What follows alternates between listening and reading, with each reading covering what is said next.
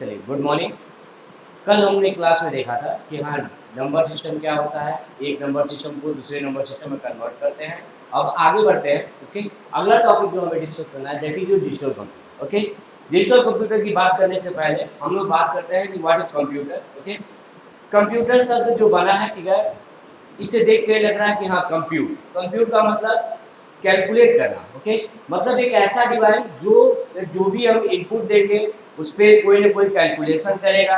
अब वो कैलकुलेशन या तो मैथमेटिकल हो सकता है और या तो लॉजिकल हो सकता है। ओके, कंप्यूट करेगा, कंप्यूट करने के बाद कोई ना कोई आउटपुट होगा जिसको आउट डिस्प्ले कराने का काम करेगा। ओके, और वही कॉन्सेप्ट है यहाँ पे भी digital computer. Okay, digital computer भी क्या करता है कि हमारे पास कुछ इनपुट डिवाइस होंगे जिनके थ्रू हम इनपुट देंगे। जो भी आप इनपुट देंगे, ठीक है, एक प्रोसेसिंग यूनिट होती है जिसे क्या कहा जाता है, सीपीयू। इस सीपीयू के पास, ठीक है, जो भी आपने इनपुट प्रोवाइड किया, ठीक है, इस सीपीयू के पास जाएगा।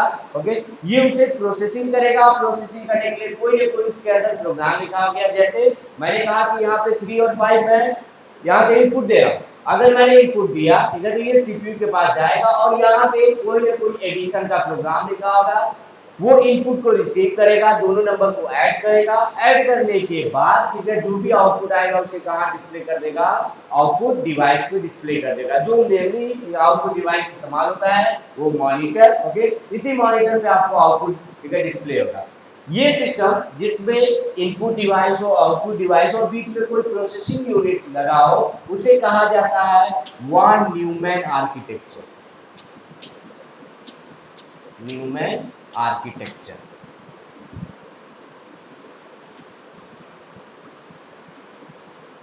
मतलब डिजिटल कंप्यूटर हमारा जिस बेसिस पे काम करता है या स्ट्रक्चर की बात करें तो वो किस आर्किटेक्चर को फॉलो करता है, वॉन न्यूमैन आर्किटेक्चर। जिसने कहा था क्या कि हमारे पास कुछ इनपुट डिवाइस होंगे, कुछ आउटपुट डिवाइस होंगे और बीच में एक प्रोसेसिंग यूनिट होगा।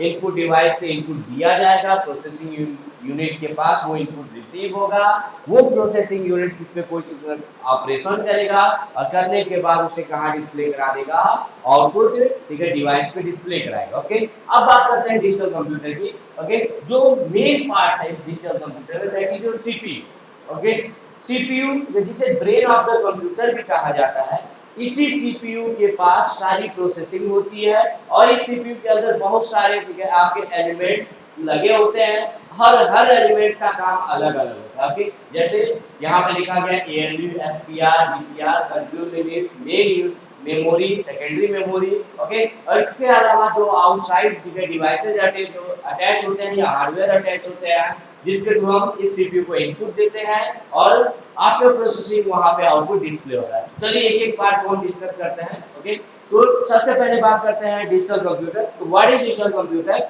ओके, डिजिटल कंप्यूटर की सिंपल डिफिनेशन की बात करें तो एक ऐसा डिवाइस जो, अब डिवाइस है तो 100% इलेक्ट्रिसिटी से चलेगा, मतलब एक से कह सकते हैं एक इलेक्ट्रॉनिक डिवाइस है।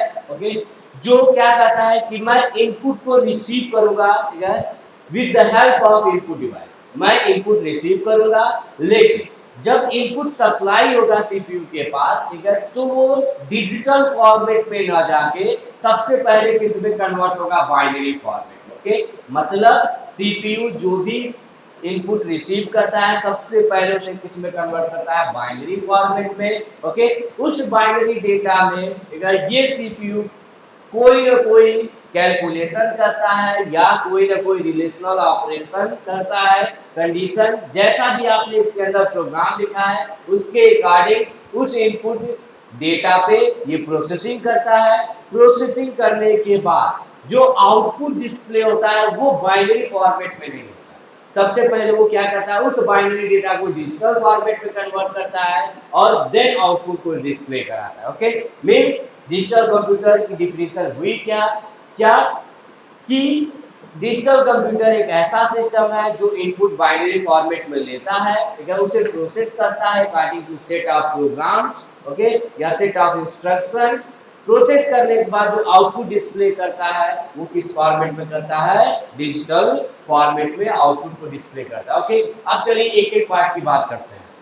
सबसे पहले बात करते हैं इनपुट डिवाइस। तो सिंपल वो सारे हार्डवेयर ठीक है जो सीपीयू को इनपुट सप्लाई करें, जो प्रोवाइड करें, उसी को कहा जाएगा इनपुट डिवाइस। मेनली जो एग्जांपल की बात करते हैं, जो मेन अटैच होता है हमारे सिस्टम में, जो जनरल सिस्टम है, कीबोर्ड और माउस। इसके अलावा कुछ और भी इनपुट डिवाइसेस हो सकते हैं, जैसे joystick, mic, okay, bar code reader. ठीक है, आप शॉपिंग मॉल में गए होंगे, वहां पे आपने देखा होगा कि यहाँ एक बार कोड रीडर होता है, मैग्नेटिक बार शूटिंग से स्कैन किया जाता है, उसके लिए जो स्कैनिंग डिवाइस इस्तेमाल होता है that is your bar code reader. Okay, touch pad, जैसे एटीएम मशीन में आपके फिंगर को सेंस करता है, वहां पे टच पैड है। ओके, तो ये भी आपका एक इनपुट डिवाइस है। स्कैनर सबने देखा ही होगा, क्या करता है, देखिए दो तरह के डाटा होते हैं हमारे पास, एक होता है हार्ड कॉपी और एक होता है मेरा सॉफ्ट कॉपी।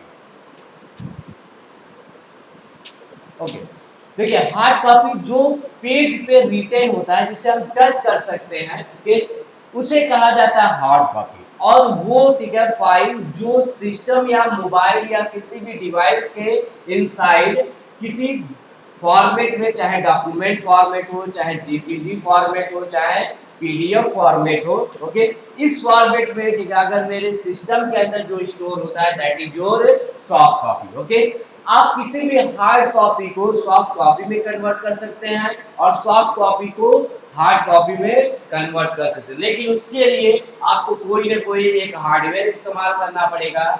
और वहां पे दो तरह के हार्डवेयर होते हैं, एक होता है स्कैनर और एक होता है आपका प्रिंटर। ओके, अगर आप चाहते हैं कि आपका हार्ड कॉपी किस में कन्वर्ट हो जाए, सॉफ्ट कॉपी में, मींस जो पेज पे डेटा आपने लिखा है आप चाहते हैं कि वो सिस्टम के अंदर स्कैन होके चला जाए, तो उसके लिए आप जो डिवाइस इस्तेमाल करते हैं that is your scanner. Scanner क्या करता है कि मैं किसी भी हार्ड कॉपी को किस में कन्वर्ट कर दूंगा, सॉफ्ट कॉपी में, लेकिन आप सॉफ्ट कॉपी को भी पेज पे प्रिंट करा सकते हैं और उसे क्या कहा जाता है, प्रिंटर। ओके, आप with the help of printer किसी भी सॉफ्ट कॉपी को किस में कन्वर्ट कर सकते हैं, हार्ड कॉपी। तो ये सारे इनपुट डिवाइस के आपके एग्जांपल हैं। तो कई सारे इनपुट डिवाइस अवेलेबल हैं। ओके, कीबोर्ड, माउस जो हमने मेनली सिस्टम में इस्तेमाल करते हैं, जॉयस्टिक जो गेम खेलने के लिए इस्तेमाल होता है, माइक जिसके थ्रू हम ऑडियो कम्युनिकेट करते हैं, बार कोड रीडर जो शॉपिंग मॉल्स में इस्तेमाल होता है, टच पैड, एटीएम मशीन सबसे अच्छा एग्जांपल है,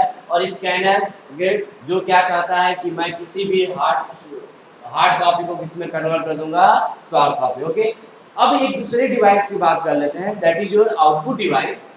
ओके, आउटपुट डिवाइस क्या कहता है कि आफ्टर प्रोसेसिंग सीपीयू जो भी आउटपुट होगा वो किसी न किसी आपके हार्डवेयर पे उसे प्रिंट करेगा या डिस्प्ले करेगा, और वो डिवाइस जहां पे प्रोसेसिंग के बाद आउटपुट डिस्प्ले होता है वही कहलाता है आपका आउटपुट डिवाइस। जो मेमोरी डिवाइस इस्तेमाल होता है हमारे सिस्टम में that is your monitor. Okay, हम मॉनिटर का इस्तेमाल करते हैं, यहीं पे हमारा आउटपुट डिस्प्ले होता है। लेकिन प्रिंटर भी, अभी मैंने बताया कि हाँ सॉफ्ट कॉपी अगर आपके पास है, आप चाहते हो उसे प्रिंट आ जाए, ठीक है, तो आप क्या कर सकते हैं, प्रिंटर का इस्तेमाल कर सकते हैं।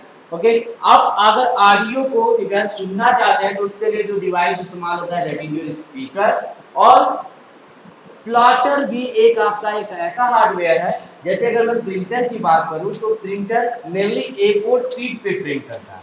आपने देखा होगा कि कई सारे बैनर भी प्रिंट होते हैं, तो बैनर को प्रिंट करने के लिए जो हार्डवेयर इस्तेमाल होता है दैट इज योर प्लॉटर। मतलब अगर आप चाहते हैं किसी बड़े पेज पे या किसी बैनर या किसी कपड़े पे आप प्रिंट आउट लेना चाहते हैं, तो वहां पे जो डिवाइस इस्तेमाल होगा प्रिंटर और कौन सा हार्डवेयर इस्तेमाल होगा that is your plotter. Okay, तो ये मेनली ठीक है दो डिवाइस है जो अलग से लगे होते हैं, एक इनपुट डिवाइस और एक आउटपुट डिवाइस। ओके, लेकिन मेन पार्ट की बात करते हैं, जो मेरा सिस्टम में मेन पार्ट होता है that is your CPU. Okay, यही सबसे मेन है, इसीलिए इसे कहा जाता है ब्रेन ऑफ द कंप्यूटर। अगर ये ना हो तो ना इनपुट डिवाइस किसी काम का है, ना आउटपुट डिवाइस किसी काम का। ओके, सीपीयू की बात करें जो फुल फॉर्म होता है that is your central processing unit. नाम ही है सेंट्रल प्रोसेसिंग यूनिट, एक ऐसा यूनिट जो सारे प्रोसेस को मॉनिटर करेगा, ठीक है, प्रोसेस जो भी इसके पास इनपुट जाएगा उसे प्रोसेस करके आउटपुट देने का काम यही करेगा। ओके, तो सीपीयू जिसके अंदर कई सारे आपके पार्ट्स लगे होते हैं, अब इन्हीं सारे पार्ट्स को हम डिस्कस करते हैं। सबसे पहला पार्ट है आपका एएलयू। ओके, फुल फॉर्म होता है arithmetic and logical unit. Okay, जैसा कि नाम है arithmetic and logical unit. Okay, system में मेनली दो ही काम होते हैं, या तो आप 3+5 या तो आप कोई मैथमेटिकल कैलकुलेशन करते हैं, और या तो कोई ना कोई कंडीशन होता है जिसे आप चेक करते हैं कि वो ट्रू है कि फॉल्स। ओके, तो ये सारे मैथमेटिकल कैलकुलेशन और ये लॉजिकल ऑपरेशन कुछ करने का काम ये पूरा सीपीयू नहीं है, उसका एक पर्टिकुलर पार्ट होता है दैट इज योर एएलयू। यही काम ये करता है कि हाँ, अगर कोई डेटा जाता है उसके पास और उसे दो ऑपरेशन करने हैं, आइदर अर्थमेटिक या लॉजिकल, तो उसे करने का काम जो यूनिट करता है that is your ALU, arithmetic and logical of unit. Okay, अब बात करते हैं दूसरे पार्ट की।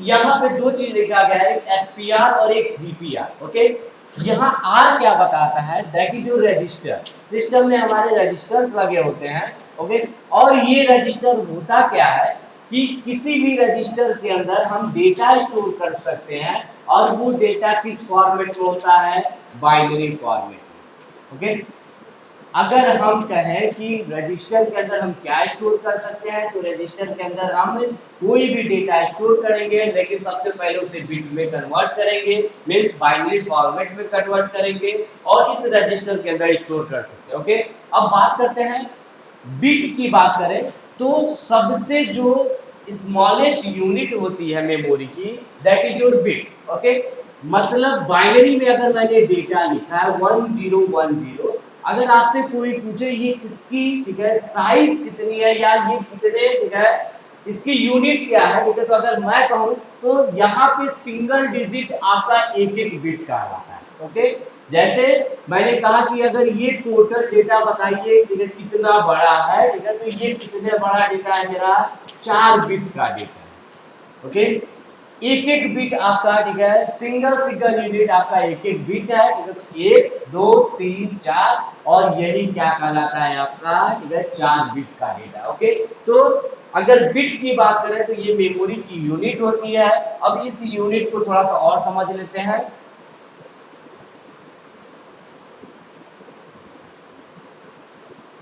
हाँ, चलिए मेमोरी यूनिट की बात करते हैं, तो सबसे स्मॉलेस्ट यूनिट हो गई मेरी बिट। ओके, बिट से, ठीक है, बड़ा अगर यूनिट की बात करें तो that is your nibble. Okay, और उस निब्बल से भी बड़ी एक यूनिट होती है दैट इज योर बाइट। अब बाइट से बड़ी, ठीक है, या तो किलो बाइट ले लीजिए, मेगा बाइट ले लीजिए, जीगा बाइट ले लीजिए, आगे बढ़ते जाइए, ठीक है, जैसा आप, ठीक है, यूनिट बढ़ाते जाएंगे, ठीक है, उतनी साइज इसकी बढ़ती जाएगी। ओके, लेकिन मेन जो यूनिट है that is your bit, nibble and byte. Okay, bit का मतलब single unit. Okay, single unit मेरा, ठीक है, मेरा क्या कहलाता है, बिट कहलाता है। लेकिन निब्बल क्या होता है, 1 निब्बल 4 बिट के इक्वल होता है। ओके, ऐसे समझिए, अगर मैंने कहा कि बताइए ये कितने बिट का डेटा है, ओके, तो ये मेरा 3 बिट का डेटा है। लेकिन अगर बिट की संख्या 4 हो जाए तो इसे कहा जा सकता है कि अब ये कितना बड़ा डेटा है, 1 निब्बल का डेटा।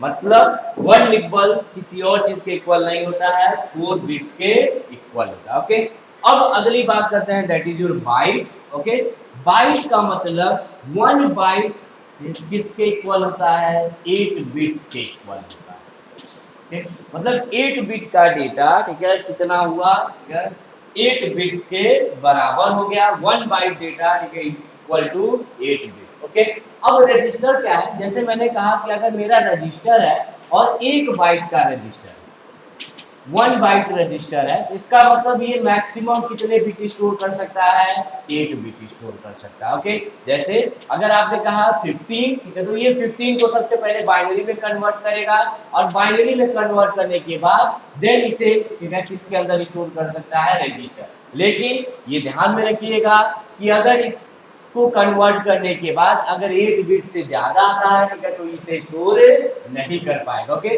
तो रजिस्टर की साइज बहुत छोटी होती है जिसके अंदर हम डेटा को स्टोर तो करते हैं और बाइनरी में कन्वर्ट करके, ठीक है, देन डेटा स्टोर होता है। लेकिन रजिस्टर भी दो तरह के होते हैं। पहला होता है स्पेशल पर्पज रजिस्टर, दूसरा होता है जनरल पर्पज रजिस्टर। जैसा कि नाम है, स्पेशल पर्पज रजिस्टर ऐसे रजिस्टर जिसे यूजर यूज नहीं कर सकते, सिर्फ इसमें मतलब कोई राइट ऑपरेशन नहीं कर सकते, इसे केवल स्पेशल पर्पज के लिए बनाया गया है। मतलब जब बनाया गया होगा उसी समय इसकी वर्किंग डिफाइन कर दी गई होगी, केवल वही काम कर सकता है, दूसरा कोई काम नहीं कर सकता। मतलब अगर आप चाहते हैं कोई डेटा इसके अंदर स्टोर करना तो आप स्टोर नहीं कर सकते। जैसे एक रजिस्टर होता है मेरा प्रोग्राम काउंटर, प्रोग्राम काउंटर।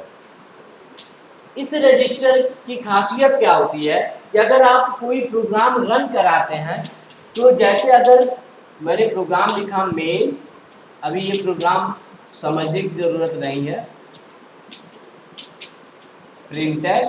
तो अगर आप प्रोग्राम काउंटर की बात करें तो प्रोग्राम काउंटर क्या बताता है कि अगर मैं करंट इस लाइन पे हूं, अगर मेरा कंपाइलर इस लाइन को एग्जीक्यूट कर रहा है तो इसके बाद वाली लाइन कौन सी आएगी, किसे कंपाइलर एग्जीक्यूट करेगा या कंपाइल करेगा, उसी की इंफॉर्मेशन कौन रखता है, मेरा प्रोग्राम काउंटर। ओके, ये फिक्स है, इसकी वर्किंग ये फिक्स है।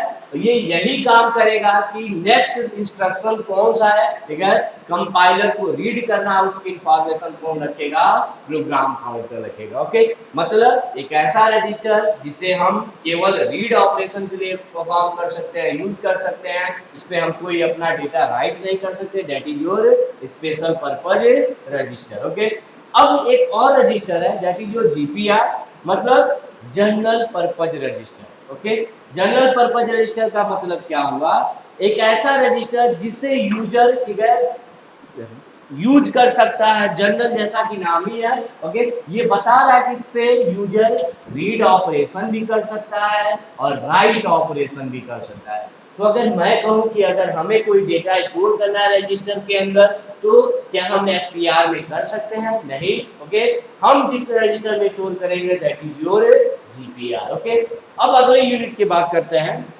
That is your control unit. Okay, control unit क्या करता है कि जैसा कि नाम है कंट्रोल यूनिट, कंट्रोल यूनिट का मतलब हुआ ये क्लास का मॉनिटर है, ऐसे समझिए ये क्लास का मॉनिटर है और मॉनिटर का काम क्या होता है, पूरी क्लास को कंट्रोल करना। तो सेम वही चीज है, ठीक है, ये जस्ट लाइक अ मॉनिटर है जो सारे ऑपरेशन को कंट्रोल करता है कि इनपुट डिवाइस सही से इनपुट प्रोवाइड कर रहा है कि नहीं, जो प्रोसेसिंग हो रहा है वो सही से हो रहा है कि नहीं, सारी फंक्शनैलिटी सही से काम कर रही है कि नहीं, और इसी को मॉनिटर करने का काम कौन करता है, मेरा कंट्रोल यूनिट करता है। ओके, चलिए, तो कंट्रोल यूनिट एएलयू रजिस्टर्स के बारे में हमने बात कर लिया। ओके, सबसे मेन पार्ट है दैट इज योर मेमोरी, और मेमोरी का, ठीक है, दो कैटेगरी बनाया गया, ठीक है। पहला आता था आपका मेन मेमोरी जिसे प्राइमरी मेमोरी भी कहा जाता है, दूसरा होता है सेकेंडरी मेमोरी, ठीक है, या ऑक्सिलरी मेमोरी कहा जाता है। ओके, ओके, चलिए इस पे डिस्कस करते हैं मेमोरी के बारे में। ओके, चलिए, मेमोरी, ठीक है, जैसा कि नाम है,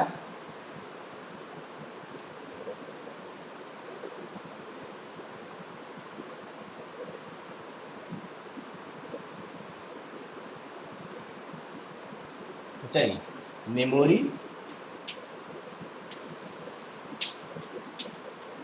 हाँ, अब मेमोरी का यूज क्या होता है, जैसे हमारे पास भी मेमोरी है, हम मेमोरी में क्या करते हैं, डेटा स्टोर करते हैं। जैसे हमारे पास कोई भी इंफॉर्मेशन आती है, ओके, तो डेटा हम अपने मेमोरी में ले जाके फीड करते हैं। अब जैसे हमारी मेमोरी है, जैसे हमने बचपन में पढ़ा होगा सबसे पहला लेटर ABCD, ओके, ये आज तक हमारे माइंड में, ठीक है, सेट है, ठीक है। अगर हमसे कोई पूछे, ठीक है, कि हाँ ये क्या लिखा गया है, दैट इज, ठीक है, तुरंत बताएंगे ये है बी और ये है सी। लेकिन हो सकता है आपने B/dx, ठीक है, समथिंग साइन एक्स पढ़ा हो, ओके, ये, ठीक है, हो सकता है जब हमने पढ़ा हो, ठीक है, तो हमें याद हो कि इसका चीज, ठीक है, इसका आंसर क्या आता है। लेकिन समय बीतने के साथ, ठीक है, ये डेटा हमारे दिमाग से क्या हो गया होगा, गायब हो गया। इसका मतलब मेमोरी में हमारे दो तरह के डेटा स्टोर हो रहा है, एक ऐसा डेटा जो परमानेंट हो जा रहा है और दूसरा जो टेम्पररी है, ठीक है, कुछ समय के लिए रह रहा है और कुछ समय बाद ये क्या हो जा रहा है, गायब हो जा रहा है। ओके, सेम ऐसे ही सिस्टम की भी मेमोरी होती है हमारी। ओके, पहला, ठीक है, या तो ये डेटा टेम्पररी रखता है और या तो परमानेंट रखता है। ओके, अब बात करते हैं टाइप्स ऑफ मेमोरी। तो दो तरह की मेमोरी होती है, एक होती है आपकी मेन मेमोरी और एक होती है हमारी सेकेंडरी मेमोरी। इसे कहा जाता है प्राइमरी मेमोरी भी कहा जाता है, इसे ऑक्सिलरी मेमोरी भी कहा जाता है। ओके, इसी मेमोरी के बेसिस पे इसका डिफिनीशन है। ओके, कि मेमोरी की डिफिनीशन बात करें तो अगर मेन मेमोरी की बात किया जाता है तो ये जो डेटा स्टोर करता है वो टेम्पररी फॉर्मेट में स्टोर करता है और इसमें small amount of data store किया जा सकता है। जैसे अभी बताया कि D by D x sine x हो सकता है कुछ ही समय के लिए स्टोर होता हो। ओके, तो वही चीज है, सेम चीज यहाँ पे मेन मेमोरी जो है वो small amount of data in temporary format में स्टोर होता है। वो अलग बात है कि इसमें एक रोम भी होता है और वो ठीक है परमानेंट स्टोर करता है। लेकिन जो मेन मेमोरी की बात कभी भी की जाए, ठीक है, तो हम मेनली किसकी बात करते हैं, रैम। ओके, और रैम की खासियत यही होती है कि वो टेम्पररी फॉर्मेट में डेटा को स्टोर करता है और इसकी साइज भी बहुत बड़ी नहीं होती है, कुछ जीबी, 1 GB 2 GB, जैसे आपके मोबाइल में लगा होगा, ठीक है, कि 4 GB का रैम है। ओके, मॉनिटर आपके सिस्टम में भी होगा कि मैक्सिमम जो बहुत अच्छा सिस्टम होगा 16 GB का रैम लगा होगा। ओके, इससे बड़ा, ठीक है, रैम ऐसा नहीं कि लगाया नहीं जा सकता, लेकिन हम जो मेनली सिस्टम इस्तेमाल करते हैं उसमें रैम की साइज बहुत ज्यादा नहीं होती। ओके, अब बात करते हैं secondary memory. Okay, secondary memory permanent storage करता है, परमानेंट स्टोरेज करता है और इसमें large amount of data store किया जा सकता है, large amount of data store किया जा सकता है। ओके, चलिए अब इसी बेसिस पे मेमोरी की डिफिनीशन लिखते हैं कि मेमोरी एक ऐसा यूनिट है जिसके अंदर हम डेटा स्टोर कर सकते हैं, आइदर स्मॉल और लार्ज, ठीक है, amount of data in temporary format और परमानेंट फॉर्मेट। मतलब अगर मेमोरी की डिफिनीशन की बात की जाए, ठीक है, तो मेमोरी की डिफिनीशन क्या हुई कि इसके अंदर हम जो डेटा स्टोर करेंगे एक ऐसी यूनिट है जिसके अंदर हम आइदर स्मॉल और large amount of data store कर सकते हैं, आइदर इन टेम्पररी फॉर्मेट और इन परमानेंट फॉर्मेट। और इसी बेसिस पे इसको दो कैटेगरी में डिवाइड किया गया। पहला था आपका मेन मेमोरी, दूसरा था आपका सेकेंडरी मेमोरी। तो मेन मेमोरी की डिफिनीशन है, it is a small memory which store the data in temporary format, and secondary memory is a large amount is a memory unit which store the large amount of data in permanent format। Okay, चलिए अब बात करते हैं main memory. Main memory definition हमने बता दिया कि main memory एक ऐसी यूनिट है जो small amount of data store करता है और किस फॉर्मेट में करता है स्टोर, टेम्पररी फॉर्मेट में स्टोर करता है। लेकिन मेन मेमोरी को भी दो कैटेगरी में डिवाइड किया, एक था आपका रोम और दूसरा था आपका रैम। रोम फुल फॉर्म में होता है read only memory, read only memory. और रैम का फुल फॉर्म होता है रैंडम एक्सेस मेमोरी।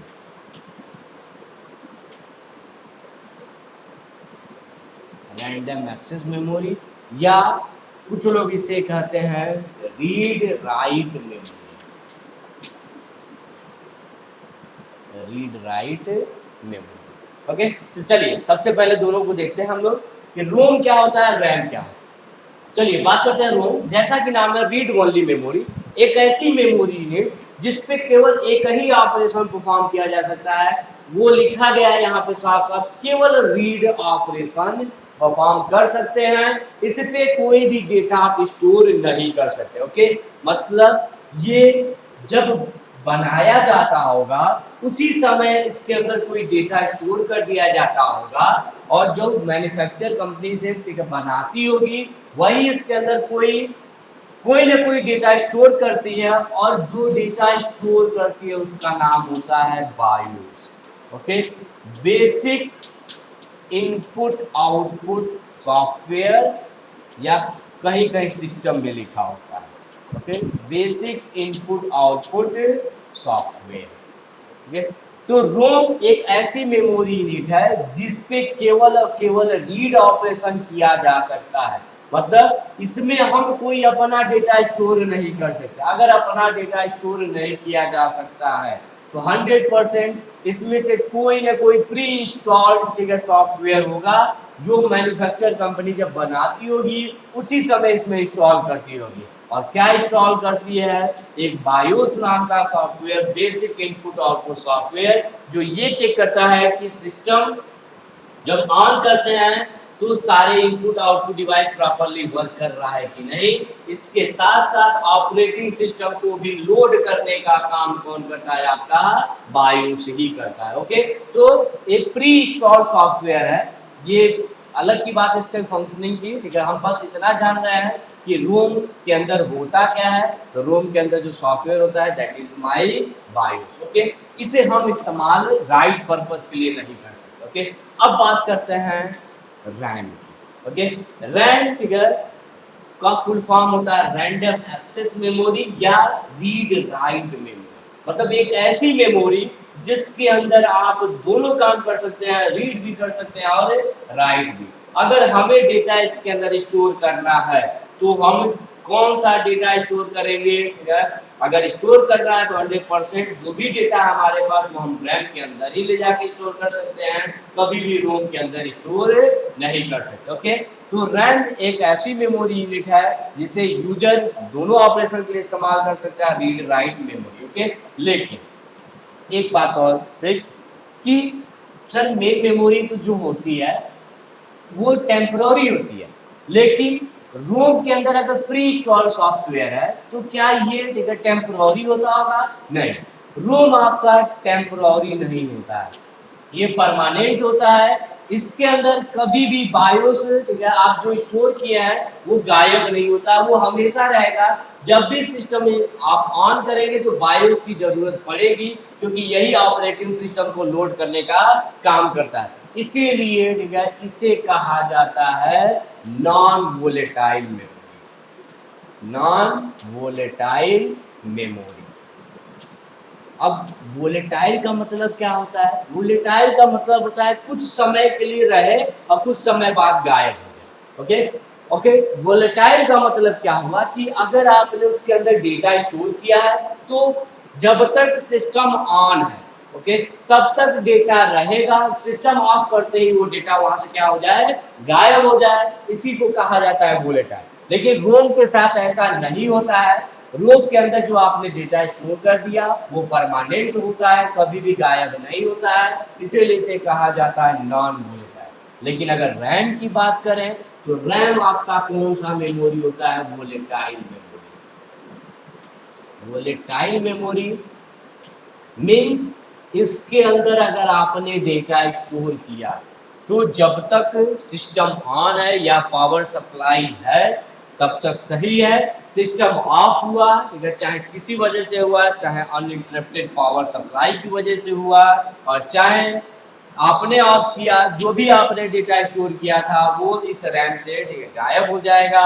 इसीलिए इस रैम को क्या कहा जाता है? Volatile memory. ओके, अब रैम भी आपके दो तरह के होते हैं। रैम भी आपके दो तरह के होते हैं। पहला होता है आपका डी रैम और दूसरा होता है आपका एस रैम। डी रैम का मतलब dynamic RAM, dynamic random access memory.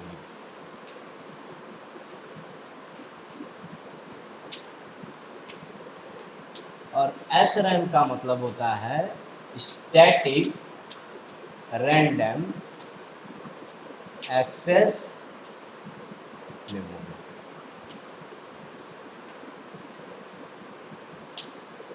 अब दोनों में डिफरेंस क्या होता है वो समझते हैं। ओके, एस रैम, ठीक है, जैसा कि नाम है स्टैटिक रैम, ठीक, मतलब इसमें जो डेटा रहती है वो फिक्स है, वो चेंज नहीं हो रहा है। लेकिन अगर डायनेमिक रैम की बात करें तो इसमें जो डेटा रखते हैं वो चेंज होता रहता है। अब चेंज कैसे होता रहता है वो समझते हैं। ओके, डी रैम क्या कहता है कि आप जब डेटा स्टोर करेंगे, ठीक है, तो डी रैम में जो डेटा स्टोर होता है वो चार्ज के फॉर्मेट में स्टोर होता है। ओके, जो डी रैम के अंदर डेटा स्टोर करते हैं वो चार्ज के फॉर्मेट में स्टोर होता है, और चार्ज को स्टोर करने के लिए किस डिवाइस का इस्तेमाल होता है? कैपेसिटर। ओके, चार्ज को स्टोर करने के लिए जो डिवाइस इस्तेमाल होता है दैट इज योर कैपेसिटर। मतलब डी रैम में कैपेसिटर लगा होता है, और कैपेसिटर के साथ एक प्रॉपर्टी होती है लीकेज वाली, लीकेज प्रॉपर्टी होती है। मीन्स अगर आप कैपेसिटर के डेटा को कुछ समय के लिए इस्तेमाल ना करें तो चार्ज के साथ दिक्कत क्या है कि उसमें से लीक होता रहता है, और जो ओरिजिनल डेटा है हो सकता है वो आपका कम हो जाए या ठीक है डिस्टर्ब हो जाए। इसीलिए ठीक है डी रैम में आपको एक रिफ्रेशिंग सर्किट की जरूरत पड़ती है जो बार बार इसे रिफ्रेश करता है। रिफ्रेशिंग सर्किट की जरूरत पड़ जाती है जो इसे बार बार क्या करे? रिफ्रेश करे। ओके, समझिए, डी रैम मतलब डायनेमिक। डायनेमिक का मतलब जो बार बार चेंज होता है। और चेंज कैसे होता है? देखिए, डी रैम में लगा होता है मेरा कैपेसिटर। कैपेसिटर क्या कहता है कि मैं जो भी डेटा स्टोर करूंगा चार्ज फॉर्मेट में स्टोर करूंगा। अब कैपेसिटर के साथ एक प्रॉपर्टी होती है कि अगर आप कैपेसिटर आपने यूज किया, चार्ज इसमें स्टोर किया, तो आप यूज नहीं करेंगे तब भी ये मत सोचिए कि हाँ उसमें से लीकेज नहीं होगा।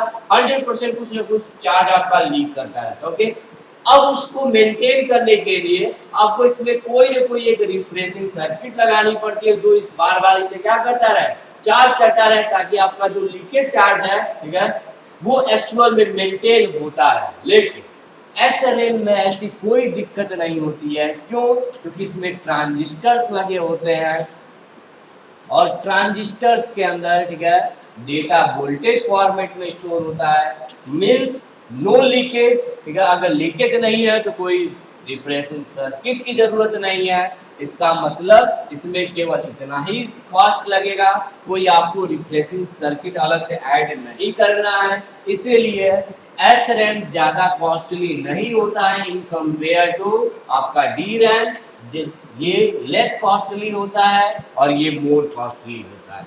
अगर हम स्पीड की बात करें, ओके, अगर स्पीड की बात करें तो जाहिर सी बात है जब इसमें लीकेज हो रहा है तो 100% इसे बार बार चार्ज करना पड़ रहा है, तो 100% इसकी स्पीड भी बार बार चार्ज करने की वजह से लेस होती है, ठीक है। जबकि एस रैम की स्पीड, ठीक है, in compare to D RAM आपका क्या होता है? फास्ट होता है। तो मोर स्पीड, ठीक है, स्पीडी होता है ये। ओके, और ये थोड़ा सा लेस स्पीडी होता है in compare to D RAM, S RAM, sorry. Okay, तो मेन डिफरेंस समझ लेते हैं एक बार फिर से। ओके, एस रैम क्या कहता है कि S RAM means static RAM, means कोई भी चेंज नहीं हो रहा होगा। इसके अंदर ट्रांजिस्टर्स लगे होते हैं, वोल्टेज के अंदर डेटा स्टोर होता है, ट्रांजिस्टर के साथ कोई लीकेज की दिक्कत नहीं होती, इसीलिए कोई रिफ्रेशिंग सर्किट की एक्स्ट्रा जरूरत नहीं होती। ओके, अब ठीक है कोई एक्स्ट्रा सर्किट की, ठीक है, इम्प्लीमेंट करना नहीं है मुझे, इसलिए ये कम कॉस्टली होता है। मतलब अगर बात करें तो इसकी कॉस्ट कम लगती है। ओके, ये ठीक है स्पीड की बात करें जिसमें बार बार चार्ज नहीं करना पड़ता है, तो चार्जिंग के लिए जो स्पीड, ठीक है, जो डिक्रीज हो रहा होगा इसमें ऐसी प्रॉब्लम नहीं आती है। इसीलिए अगर एस रैम की स्पीड की बात करें तो डी रैम से थोड़ी सी ज़्यादा होती है। लेकिन अगर डी रैम की बात करें तो डायनेमिक रैम मीन्स बार बार चेंज होगा। चेंज कैसे होता है कि इसके अंदर कैपेसिटर लगा होता है, कैपेसिटर के अंदर चार्ज स्टोर करते हैं, चार्ज के साथ लेकर कि वो लीक करेगा ही। अगर अगर लीकेज हो रहा है तो मेंटेन करने के लिए आपको रिफ्रेशिंग सर्किट लगानी पड़ती है, इसीलिए ये कॉस्टली हो जाता है। और बार बार चार्जिंग की वजह से, ठीक है, इसकी स्पीड भी क्या हो जाती है आपकी? कम हो जाती है। ओके, तो ये हो गया दोनों टाइप, एस रैम और डी रैम। ओके, अब लास्ट जो बचा है आपका that is your secondary memory. चलिए सेकेंडरी मेमोरी की बात कर लेते हैं हम। सेकेंडरी मेमोरी,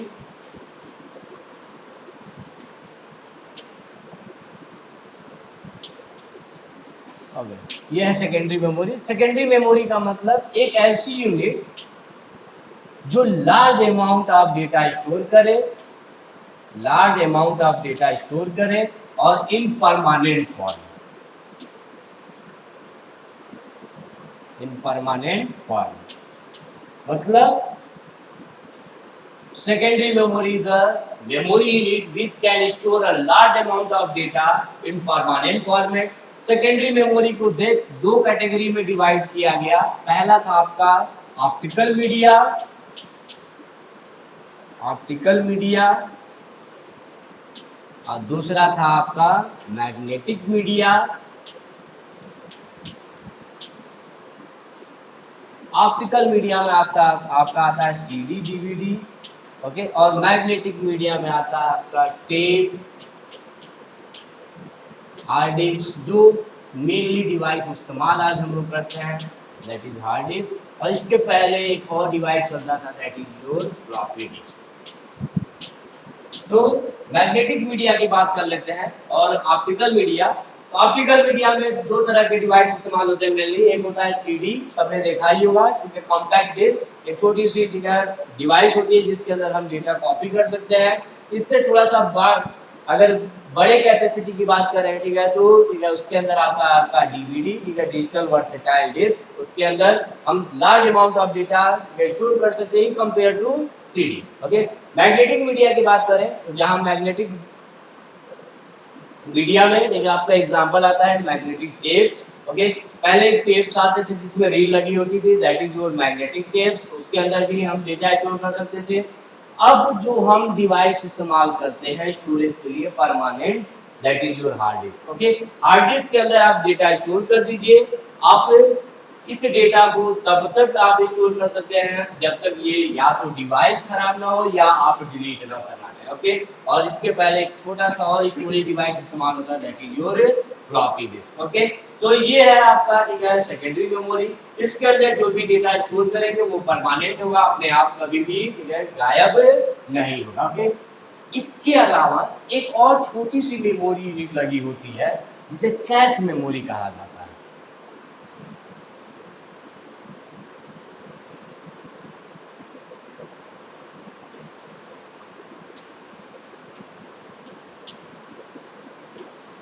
और ये कहाँ होता है, मेन मेमोरी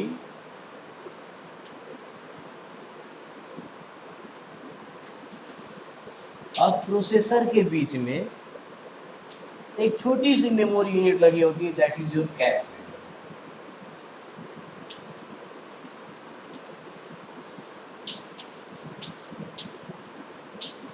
मेमोरी। एक स्मॉल सी मेमोरी होती है जिसे हम इस्तेमाल करते हैं किसके बीच में, मेन मेमोरी और प्रोसेसर के बीच में।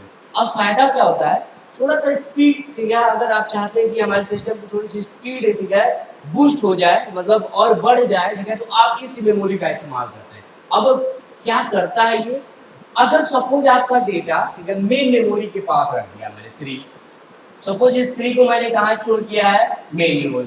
प्रोसेसर ठीक है बार बार इस ठीक है 3 को एक्सेस करना चाहता है। मेन मेमोरी में कई सारे डेटा होंगे, ओके, 3 5 7 9। ओके, अब मैं चाह रहा हूँ ठीक है इस 3 को एक्सेस करना, और यहाँ पे कई सारे डेटा है तो सबको एक्सेस कर रहा है, लेकिन इस 3 को वो बार बार एक्सेस कर रहा है। ओके, मतलब इस प्रोसेसर को ठीक है इस 3 की जरूरत बार बार पड़ रही है। तो ऐसा डेटा जिसकी जरूरत प्रोसेसर को बार बार इस्तेमाल करना पड़ रहा है, जिसकी जरूरत बार बार पड़ रही है, उस डेटा का एक वो डुप्लीकेट कॉपी बनाता है और इस स्मॉल मेमोरी के अंदर स्टोर कर देता है। अब फायदा क्या होगा, बार बार इस मेमोरी के पास जाके ढूंढना नहीं पड़ेगा। अगर एक्सेस करना है ट्री को, तो सबसे पहले वो कैश मेमोरी के अंदर एक्सेस करेगा। अगर ट्री यहीं पे मिल जाता है तो मेन मेमोरी के पास जाएगा नहीं, यहीं से डेटा को एक्सेस करेगा। तो अगर आप चाहते हैं कोई ऐसी फाइल जो बार बार एक्सेस हो रही है, उस फाइल को मेन मेमोरी के अंदर आपने स्टोर कर रखा है, तो प्रोसेसर बार बार मेन मेमोरी के अंदर सर्च न करे, उसका एक डुप्लीकेट कॉपी बनाइए। ठीक है, आपको नहीं है, सिस्टम खुद से करता है कि उसका एक डुप्लीकेट कॉपी बनाता है और कैश मेमोरी के अंदर स्टोर कर देता है। ताकि उस प्रोसेसर को उस फाइल कई सारी फाइलों में ढूंढने में टाइम न लगे, अगर डुप्लीकेट फाइल है तो तुरंत इसे कैश मेमोरी से एक्सेस कर ले। इससे क्या फायदा, थोड़ी सी स्पीड मेरी क्या हो जाती है, बूस्टअप हो जाती है। ओके चलिए, थैंक यू, आज के लिए इतना।